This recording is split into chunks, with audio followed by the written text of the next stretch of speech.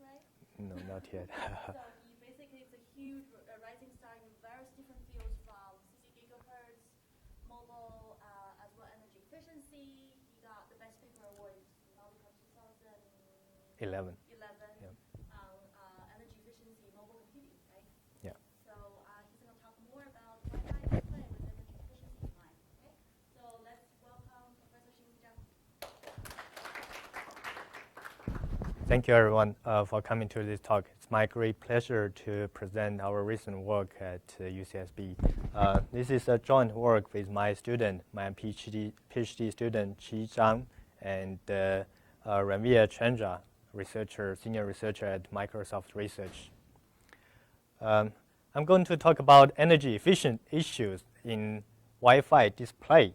This Wi-Fi display, it's a relatively new technology recently ratified by the Wi-Fi Alliance, a group of companies. Wi-Fi display is also called a Miracast. Basically, this is kind of technology that allows us to cast or mirror our smartphone screen or any other mobile device's screen onto an external display like a TV or monitor. Wi-Fi display or Miracast is using wireless Wi-Fi direct technology, and Wi-Fi direct allows our smartphones to be connected to another peer device, like a HDMI dongle that can be connected to the external display. So this HDMI dongle works as a sync device, and our mobile devices will work as the source device. The source can generate some screen content, and that screen content can be mirrored wirelessly to the sync. So essentially, this Miracast or Wi-Fi display is creating a kind of wireless HDMI cable between the source and the sync. Miracast allows two kinds of network topologies. One is called local streaming mode. In this mode, the source device can cast locally generated video content, like a video file, directly to the sync so that it can be displayed on the external display unit. The other topology is called the tethered streaming mode. In this mode, the source node needs to download some content from the internet, like based on an external access point. And then it will display the content on its screen while at the same time casting the screen content to the sync side, to the external display.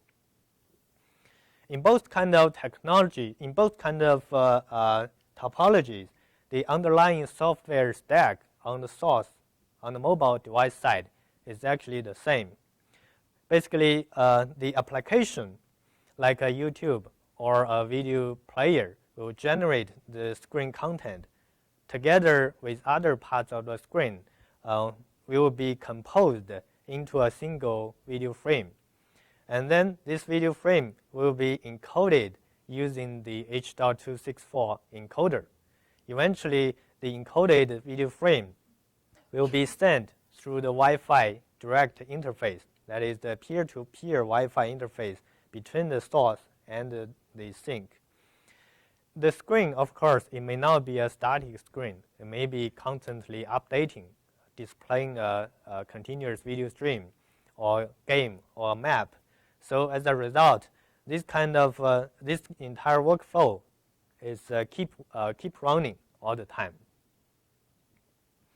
Miracast was ratified 2 or 3 years ago. It's a relatively new technology, but right now many mobile devices are already supporting it. The latest version of Android and Windows Phone both support this Miracast technology natively. Apple doesn't support it yet because Apple always has their own kingdom. So for the sync side, many companies have manufactured different sync dongles. These dongles are usually connected to the TV or other external display units. So this the key benefit of this Miracast technology is that it's application transparent. Any kind of applications can run on the smartphone and the entire screen will be cast into the external display unit, like a TV, like a inner vehicle infotainment system, or an external display, other kind of external display. So it doesn't require any modification to the application. It can directly run on the application. This is in contrast with another kind of well-known technology, Chromecast. Chromecast is essentially Google's own screen mirror technology that allows us to cast our smartphone screen to an external display unit like a TV. But Chromecast is actually not sending video data usually directly from the phone to the external display unit. The smartphone just redirect the link, like a YouTube link, to the dongle, to the Chromecast dongle, which is connected to the TV. And eventually, the dongle itself will download the video to the TV. So if you use the Chromecast, you will see that whenever you turn on Chromecast, then the screen will just stop. It will no longer update itself.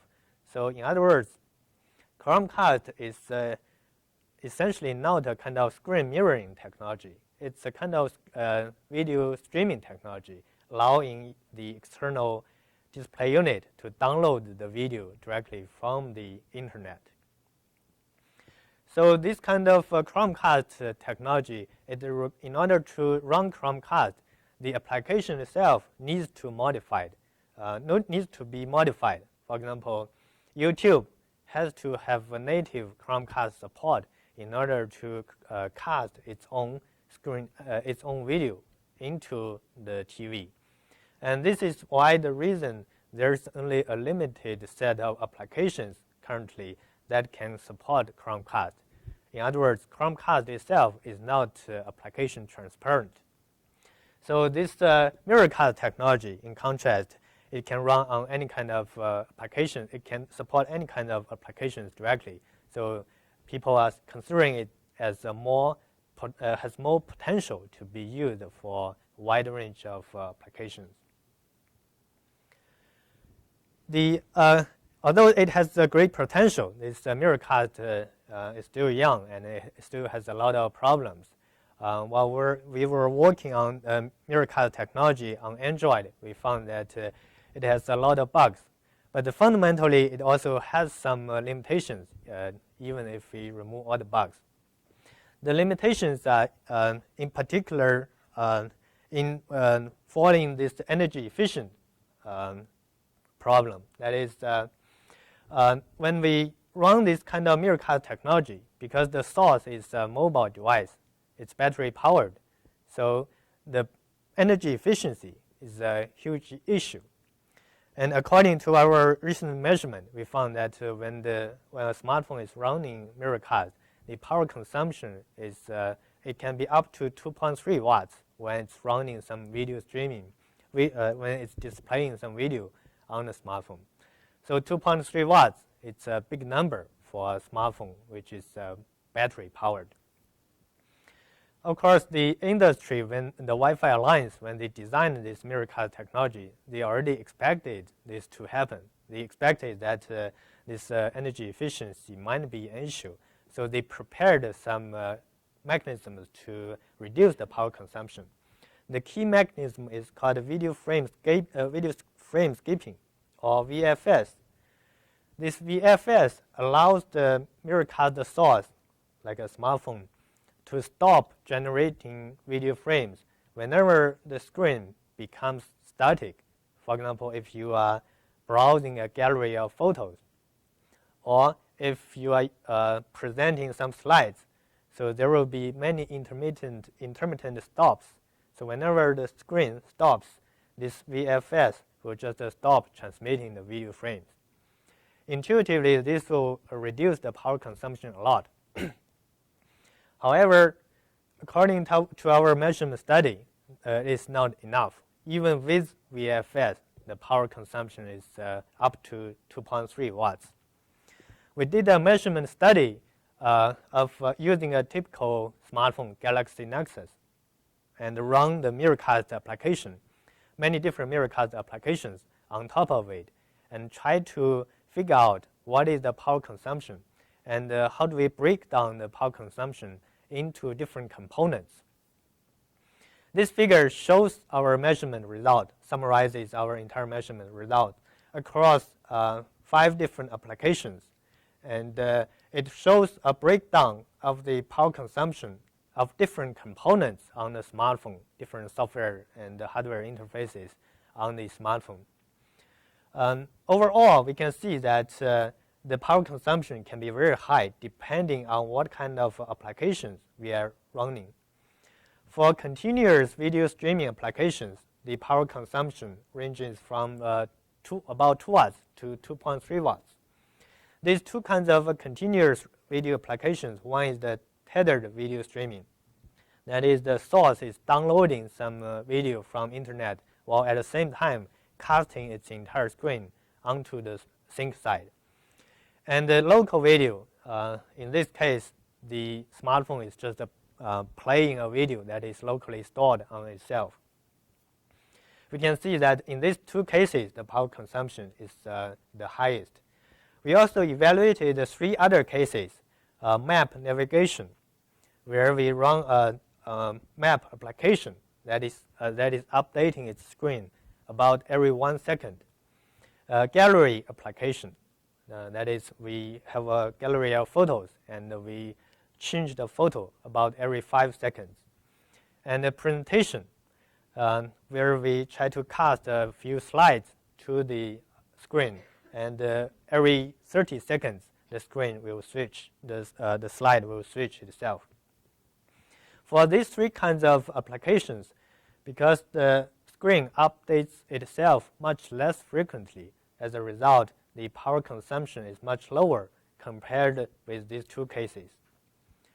Across all these applications, you can see that the network interface power consumption plus the encoding power consumption plus the application power consumption almost dominate the entire power profile of every application. This network power consumption is mainly consumed in transmitting the video frames through the Wi-Fi interface. This encoding operation is mainly the operation where the smartphone tries to encode the video frame using H.264, trying to compress the video frames such that the video frames can be sent through the Wi-Fi interface. This application level power consumption is mainly in the video decoding part, actually. When we try to display a locally stored video, or we try to display a video that is downloaded from the YouTube, the application itself needs to use the H.264 or other video decoder to decode video frames and then display them onto the screen. So as a result, we can approximate this application power consumption by using the encoding power consumption, decoding power consumption. So given that the majority of power is consumed in this network interface and this encoding decoding, it's very natural that we should try to reduce the power consumption of these 2 main components. So how do we do that? Sure. So I'm surprised that the screen power consumption is so low in these cases. Is it because of the Nexus phone? This is kind of not a conversion, right? Right. Galaxy Nexus is a relatively old phone. Maybe. But I mean, normally I would think screen would consume much more than these, right? Right. It actually depends on the brightness of the screen. In most of these applications, when we did the measurement, we actually dimmed the screen so that we can control it. We can make it consistent across all these applications. But depending on how bright the screen is, it can increase. The ratio can increase. And also for Miracast, usually it doesn't make too much sense to make the screen too bright, because when people use Miracast, you will usually watch the TV instead of watching the small screen there. Oh, I see. So basically, the smartphone is still running everything, although Right. It still has to run. Even if you turn off the screen, the smartphone is still trying to compose the screen by itself and then send it to the TV side. So in order to figure out how to reduce the power consumption, we first built a model trying to extract the most critical factors that determine the power consumption of both the network interface as well as the codec or encoder-decoder interface. So for the network power consumption, for the network interface, we found that the network power consumption can be broken down into a static component. That is the static power that is needed to keep the network interface in an active state and ready to send frames. And there's additional power consumption needed when we actually send the video frames at a certain rate. Both static and the dynamic components, these two are a function of the channel being used by the network, by the Wi-Fi interface, as well as this BI, which is the video bitrate. It's not the Wi-Fi bitrate. It's the application layer bitrate. Essentially, how many bits is generated from the video per second. So these three figures essentially shows the eventual model that we, that in comparison with the measurement, and it breaks down the model into three key parts corresponding to three key parameters that determine the power consumption of the network interface. One is the channel and the network interface being used. The channel, we can use either 5 gigahertz or 2.4 gigahertz. We found that when you use either of these interfaces, the power consumption can be different, and it really depends on the Wi-Fi card, Wi-Fi hardware. And when you use when you use the transmitter or receiver interface, the power consumption can also be different.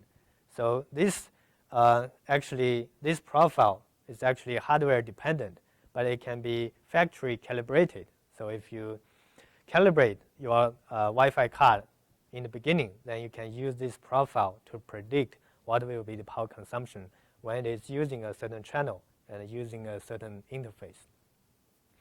The power consumption is also a function of how busy the Wi-Fi channel is.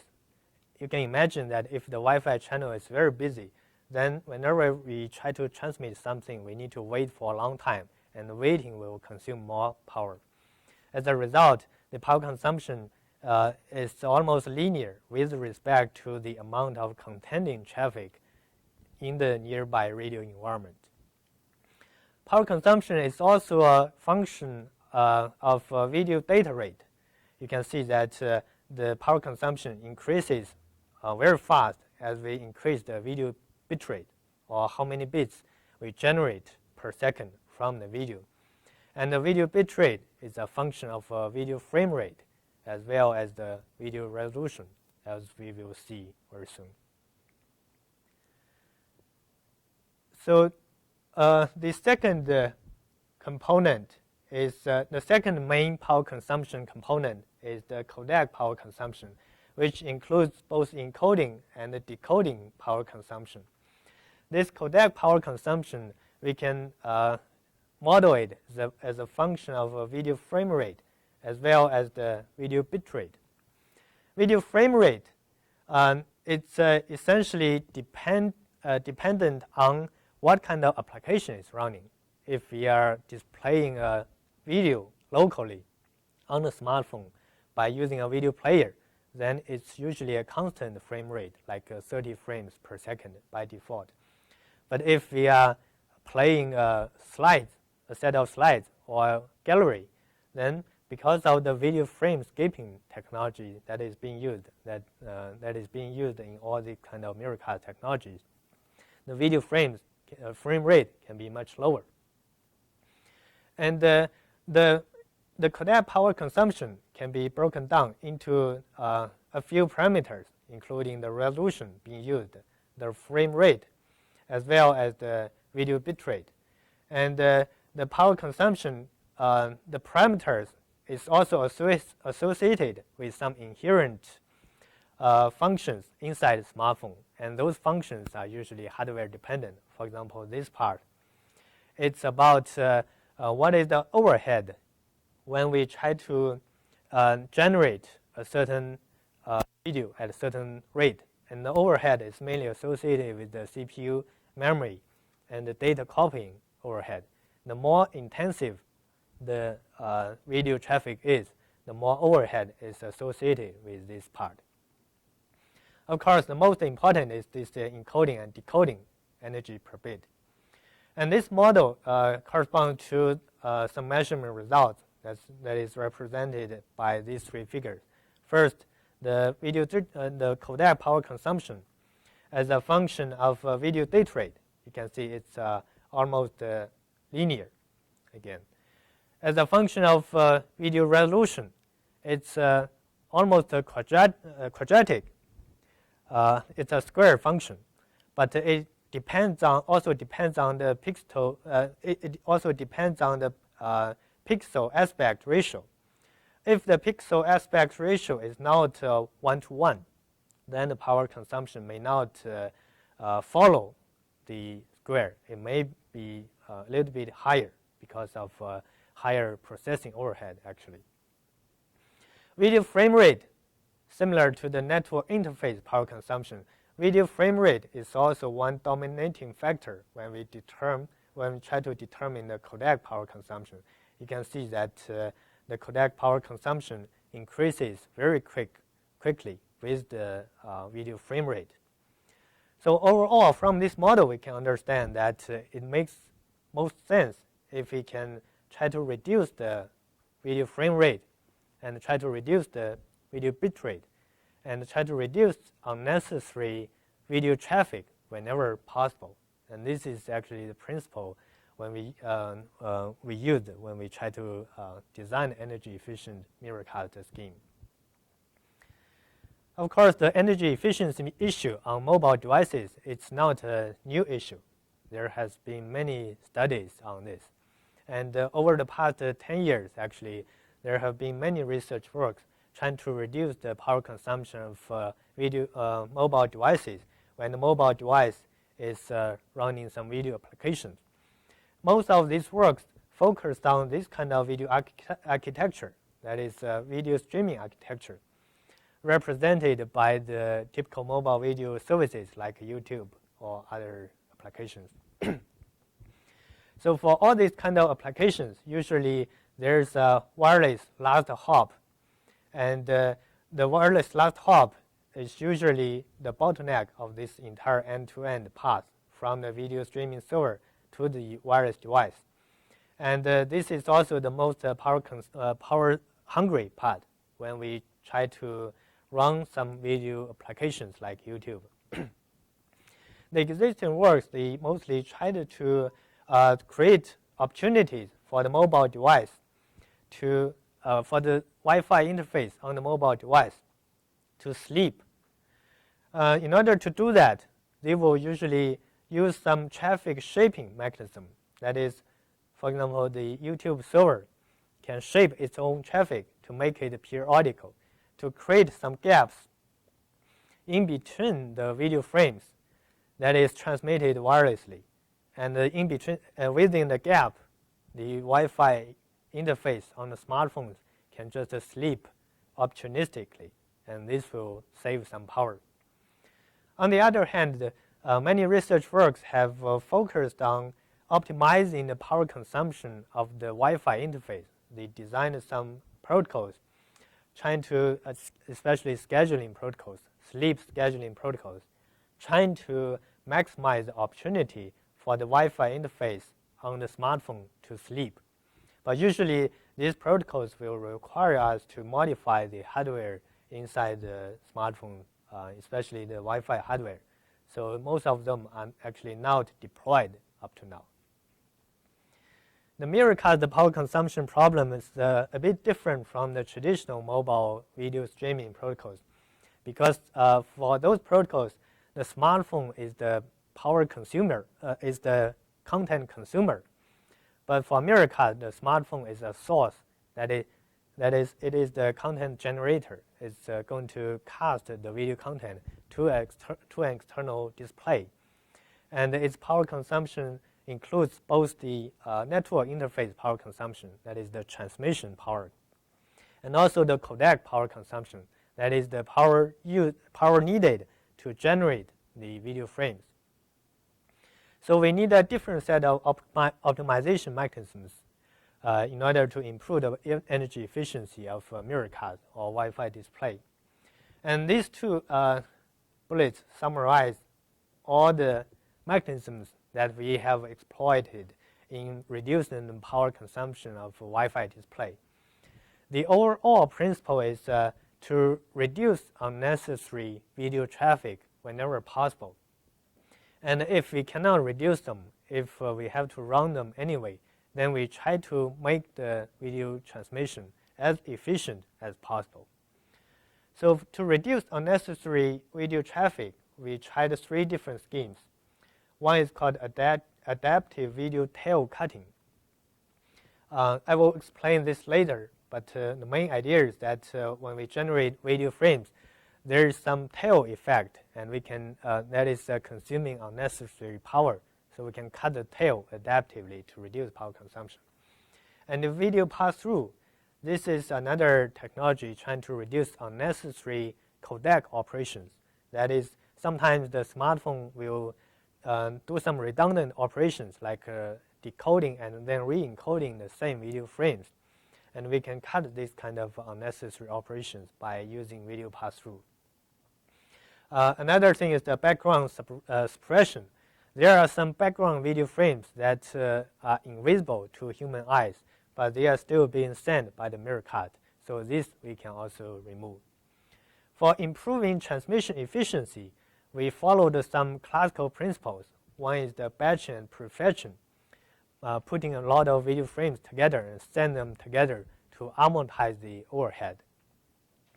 We also designed a mechanism called off-channel Miracast. That is, we can allow the Miracast link to opportunistically jump to a most energy efficient channel, a channel that is less busy and more energy efficient. And we also designed a PSM log mechanism. PSM is Wi-Fi's power saving mode that allows the mobile device to turn to the sleeping mode opportunistically, but it's not very efficient for Miracast. Again, we have some optimization over this PSM mechanism. So below, I will describe each of these mechanisms separately. First is the video tail cutting. We observed that when doing the Miracasting, the Android devices have a kind of a tail effect, and this tail effect is actually unavoidable. Whenever we generate a single video frame, whenever we try to encode a screen into one video frame, usually one video frame is not enough to represent this entire screen. You can see that if we just use one video frame, then this resolution is very low, the video quality is very low.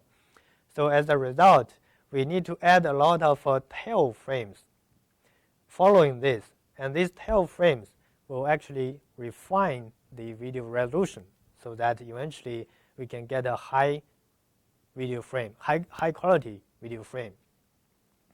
In Android, the default video tail length is 1 second, that is 30 frames. So whenever we try to encode one frame, there will be 30 frames following up as the tail frames.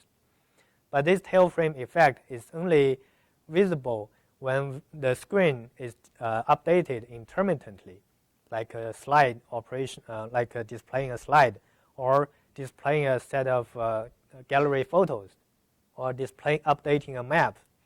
For continuous video streaming, because the video frame rate is already very high, and nearby video frames, the encoder itself already takes care of this kind of incremental video quality update. So we do not need to we do not need to care about video tail for continuous video display. The tail effect will improve the video quality, but it has some side effect. There is some trade-off. This figure shows our measurement of the benefit and the disadvantage that is brought by this video tail effect. You can see that the video quality will improve when we add more and more frames as the tail frames. These two lines shows the video quality improvement for two different kinds of applications. One is for the presentation slides. One is for the gallery. You can see that the quality will improve as we make the tail longer and longer. But beyond a certain point, we get marginal video quality improvement. However, the power consumption is almost growing linearly for both cases. So it makes sense to actually cut the video frame tail at a certain point if it no longer benefits the video frame quality. But how do we do this? We can, of course, use the hard threshold, but usually that will degrade the performance, degrade the video quality, either makes this operation too conservative or too aggressive, because we don't know for each application what is the optimal threshold.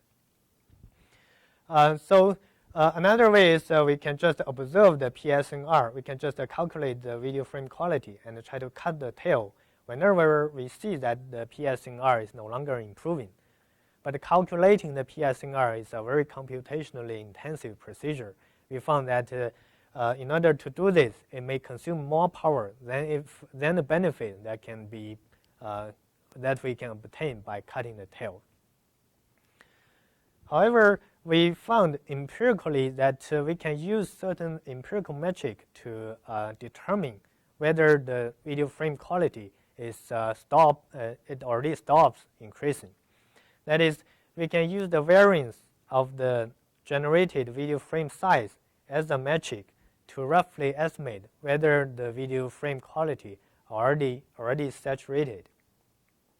So if the variation is very small, below a certain level, then usually we found that this will indicate that the encoding procedure already saturated. We no longer need to add any new tail frames. So at this point, we are ready to cut the video tail frame.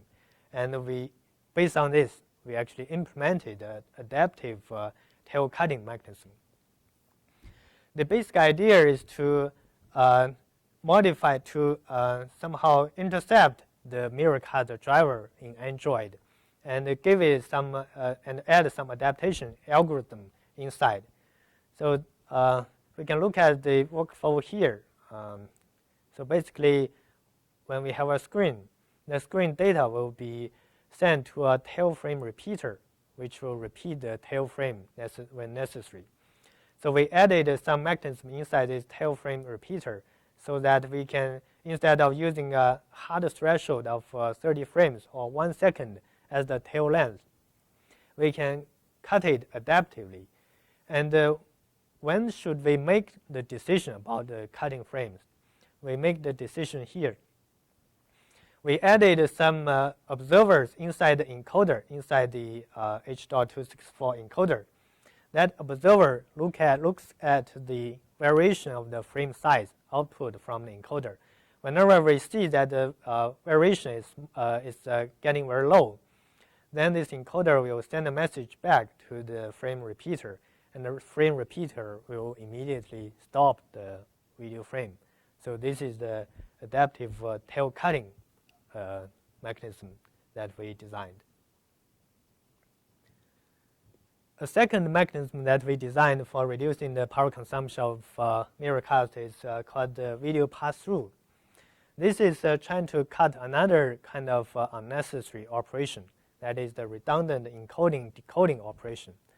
When we try to display a video, either locally stored video or video downloaded from the internet, like a YouTube video, the smartphone itself will need to first decode the video content using its built-in H.264 decoder.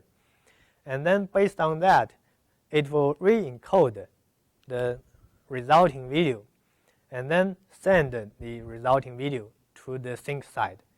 Apparently, this kind of decoding and re-encoding is not very necessary. We can directly pass the encoded video data, either local data or the YouTube video data, directly to the sync side without doing the decoding and re-encoding at the smartphone. We call this video pass-through. So what if you want to see the video on your smartphone, for example, not necessarily to view it, but just maybe for position control or content browsing? So I Right. choose which part of it I wanted to maybe stop, maybe longer. Right. So essentially, if we use this video pass-through, because the screen is no longer decoding the video, so we can no longer see the video, although the forwarding and backward button can still be there, but you have to watch the video on the screen itself, on the external display itself. So essentially, if we apply this video pass-through, when we look at this entire Miracast, it will be similar to Chromecast. That is, the screen is no longer displaying the video. The video is entirely on the external display. The actual implementation of this video pass-through is a bit complicated, but we can just understand most critical component here. So essentially, the application is trying to generate the video content, generate the screen content, and the screen includes both the UI, user interface component, as well as the video content itself. We want to keep the UI still there, but we want to skip the radio encoding.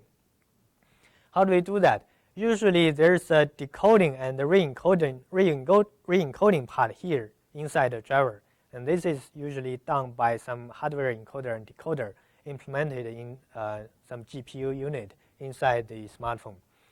But we can bypass this.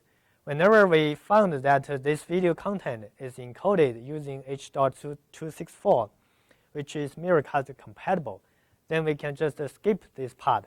We can directly pass the encoded data to the Miracast module so that it can directly send the encoded data to the sync side. So we offload the decoding part directly to the sync. This will save a lot of unnecessary operation at the mobile source side. Implementing this is involved a lot of details. Basically, because the Miracast itself doesn't support this kind of video pass-through, we have to make it compatible with the existing. We have to make this video pass-through compatible with the Miracast, but still enable the video display. In particular, we had some timestamp and video sequence issue that we need to solve in order to make sure the video can be consistently displayed. And when we stop and start the video display, we can keep it aligned with the UI component. This is actually realized by using some driver level modification, but I will just skip this part.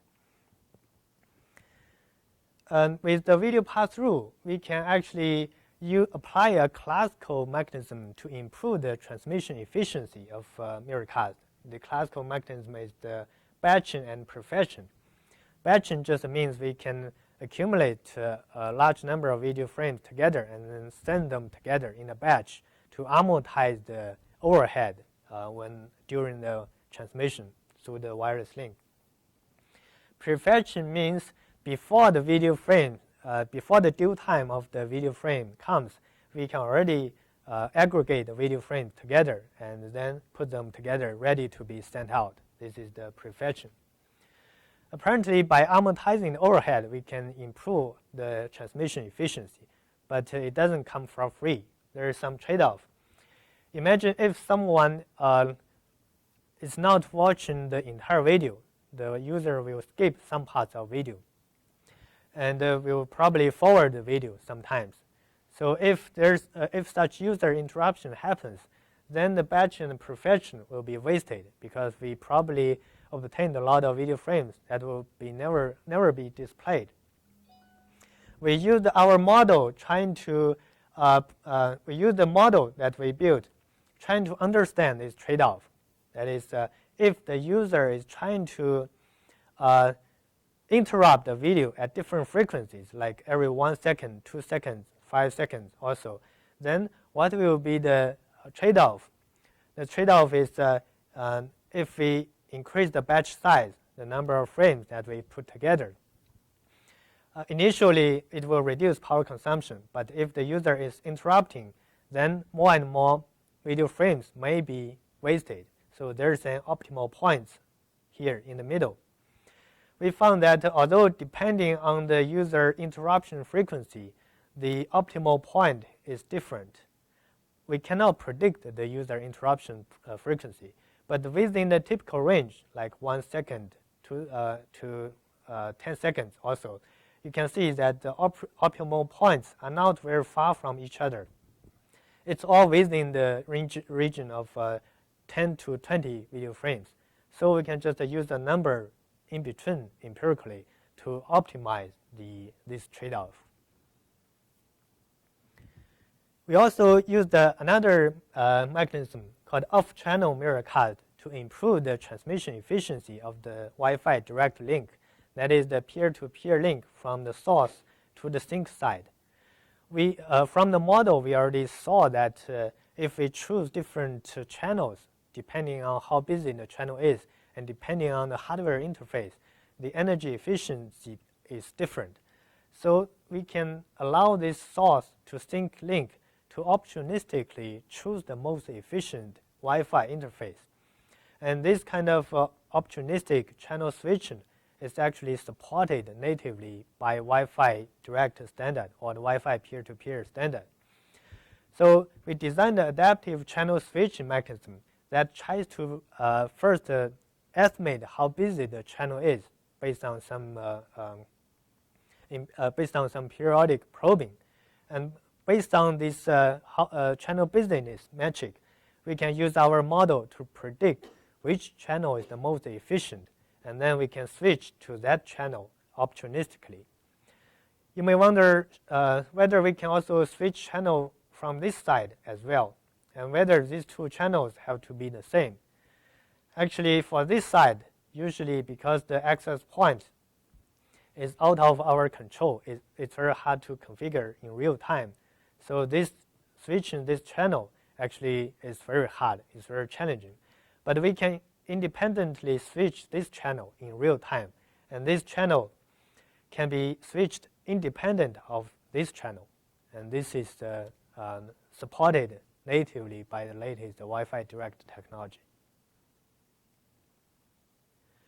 We also had some other optimization mechanisms. Basically, all of these are trying to maximize the sleeping time of the Wi-Fi interface, like the PSM log, which is the mechanism that tries to cut the unnecessary wake-up tails in the Wi-Fi interface. Basically, after each batch of transmission, the Wi-Fi will not go to sleep immediately. It will stay for some time. But for Miracast, because the traffic is quite deterministic, it's very bursty, and we roughly know what is the bursty period.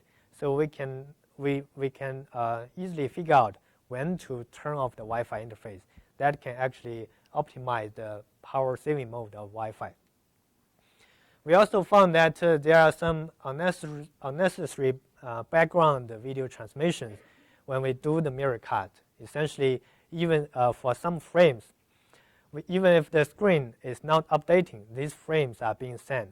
And these frames are mostly due to some minor update in the screen, like the clock in the screen. Even when it is hidden by some full screen video display, the corresponding video frames will still be sent through Miracast.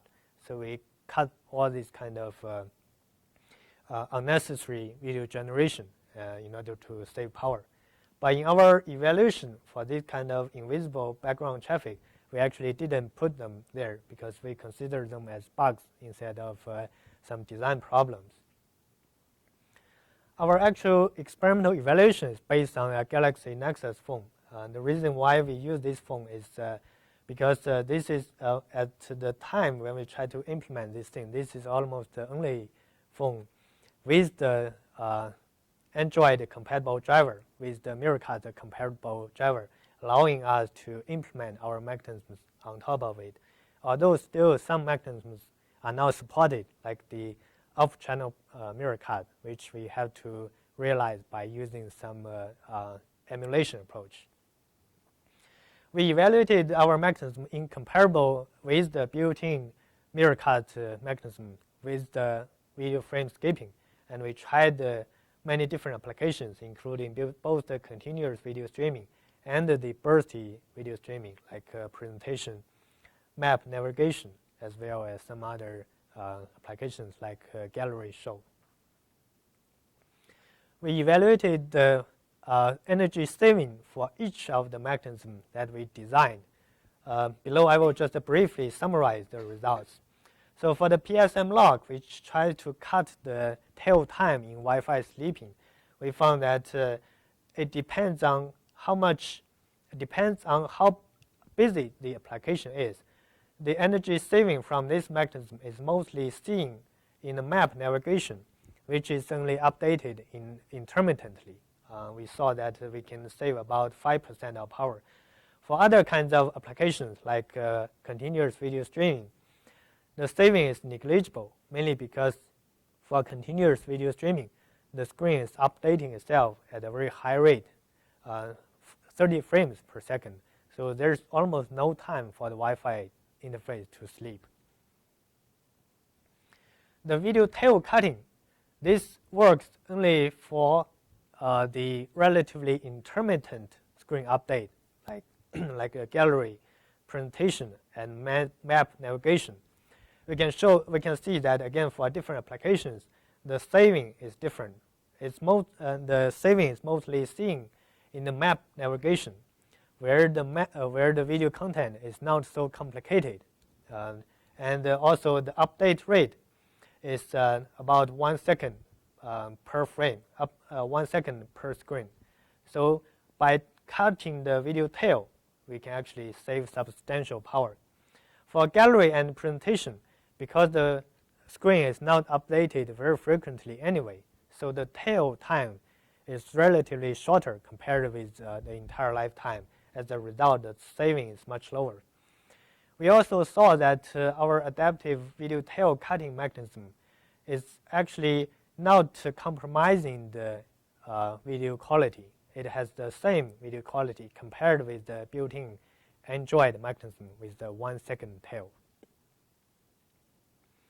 The power consumption saving is mostly seen in the continuous video streaming case when we try to apply the video pass-through to save the codec operations. You can see these bars summarizing the power consumption saving from all the from this video pass-through technology, and you can say that the ratio can be up to 60%, depending on what is the screen resolution we are currently using.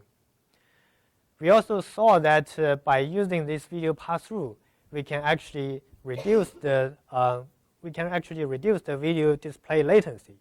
This is mainly because the prefetching mechanism, we can actually get the video before the video due time comes, so we can significantly reduce the latency when we do this kind of video Miracast. We compared it with a kind of naive scheme that doesn't do pass-through, but just try to wait for a batch of video frames to come and then send them together. We saw that this kind of scheme, although it can save some power, but the latency increases substantially depending on how many frames we want to put together for batching. On the pass-through, but the Android still checks for integrity of the packets, right? Right, yeah. So if it doesn't pass it all the way, so there's no need to go back and forth from to Android and extra manage some packets that's wrong. No, yeah, actually, the Android itself, the Miracast driver itself will just ensure the integrity of video. There's no backward traffic, essentially. We also tested some other mechanisms, including this off-channel Miracast, which showed some power,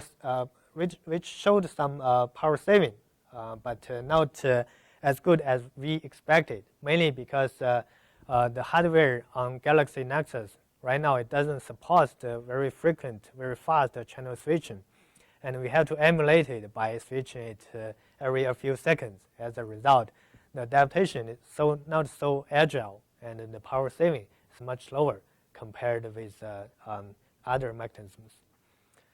Overall, this figure summarizes, it puts everything together and summarizes the power saving ratio across all these 5 different applications and using different mechanisms together.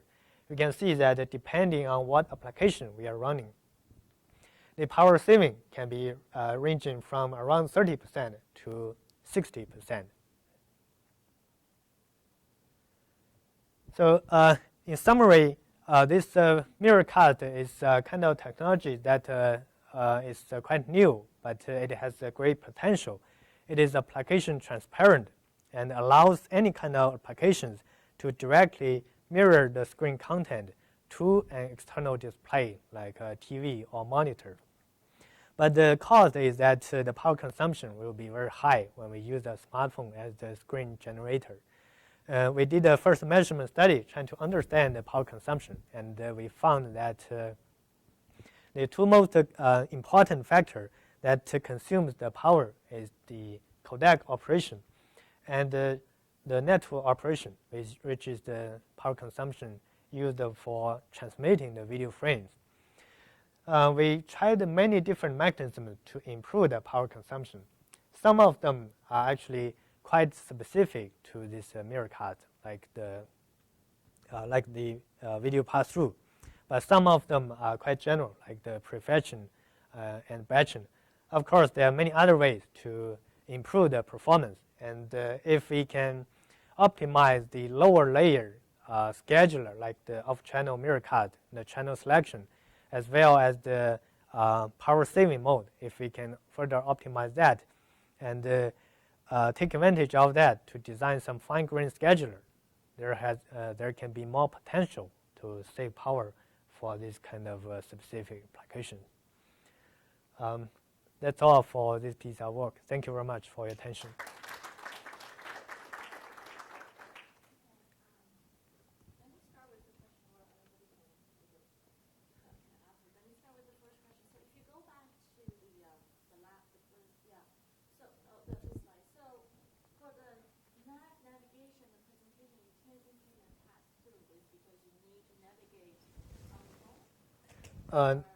This is mainly because these several applications, the video content is generated locally, generated in real time. We cannot do any prefetching and batching, actually. Right. So you have to really do every processing on the phone. Right. Yeah, for this continuous video streaming, especially local video, because the video data is already there, so we can do prefetching. Even for tethered streaming, usually the downlink can have we can download the video in advance, so the downlink can have a higher speed than the uplink. As a result, we can also do the video pass-through as well.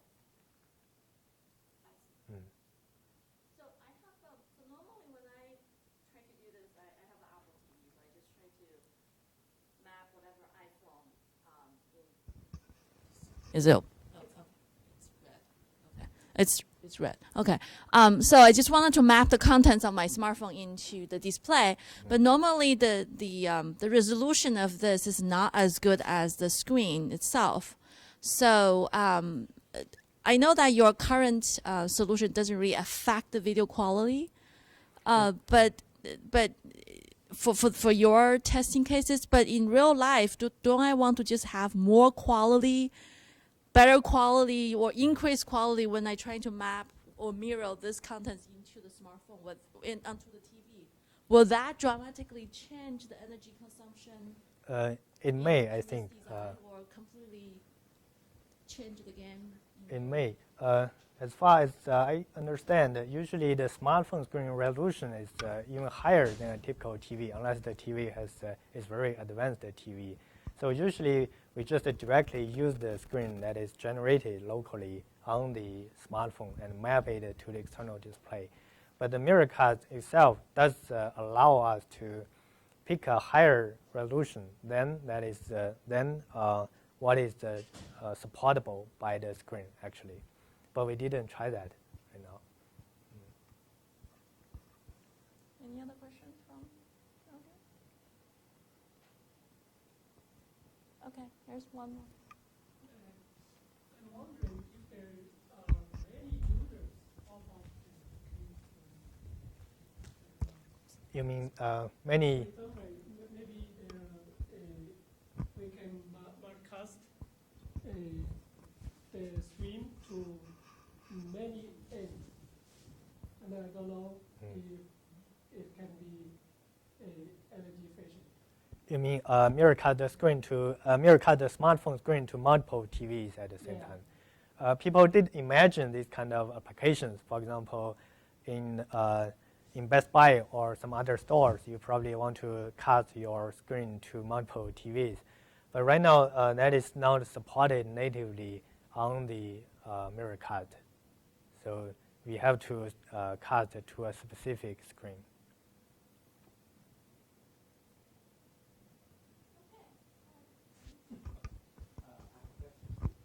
You use the 2.4 and 5 gigahertz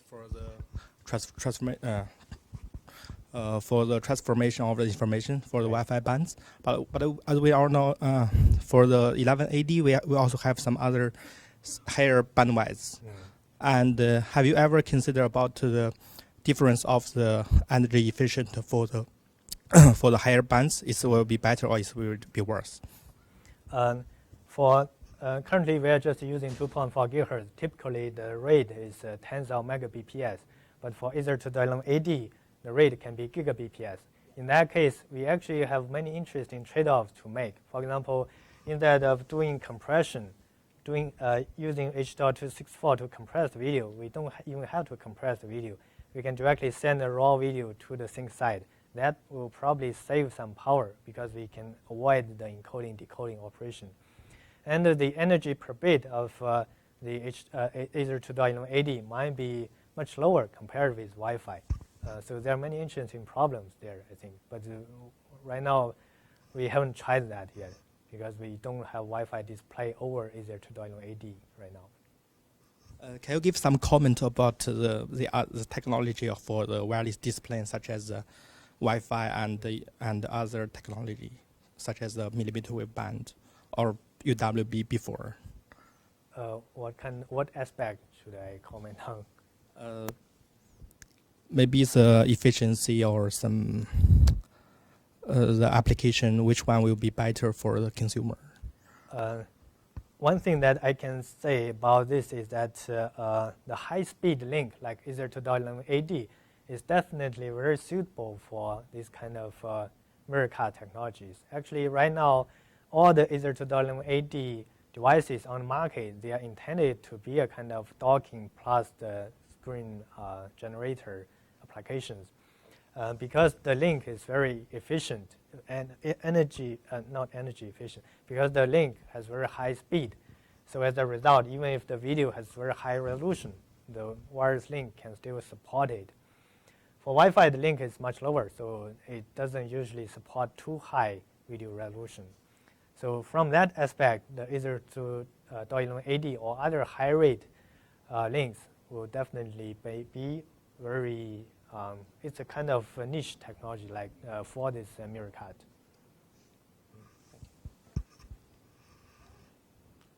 Let's thank our speaker one more time. Thank you.